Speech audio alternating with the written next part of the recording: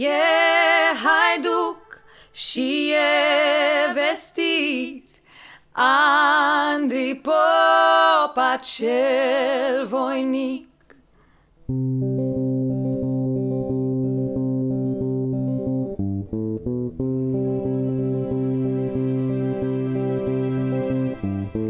How many roads must a man walk down before you call him a man?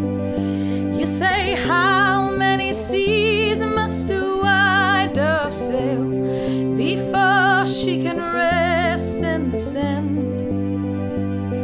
The answer, my friend, is blowing in the wind. The answer is blowing in the wind. Cine trece în valea seacă cu hangerul fără teacă și cu pieptul dezvelit? Andrei Popa cel voinic, Andrei Popa cel voinic. E haiduc și e vestit, Andrei Popa cel voinic.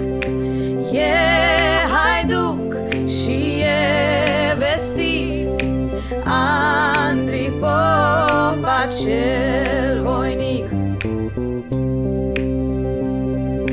How many years must cannonballs fly before they're forever banned? Tell me, how many years must some people exist before they're allowed to be free? The answer, my friend, is blowing in the wind.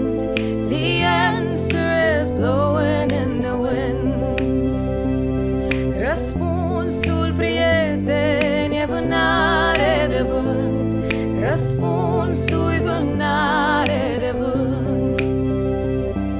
Și-are frați de cruce 7 ce-au sub sângele cu lapte și nu-i pasă de nimic. Andrei Popa cel voinic, Andrei Popa cel voinic. E haiduc și e vestit, Andrei Popa cel voinic. E haiduc și e vestit, Andrei Popa cel voinic. Răspunsul, prieteni, e vânare de vânt. Răspunsul-i vânare, Andrei Popa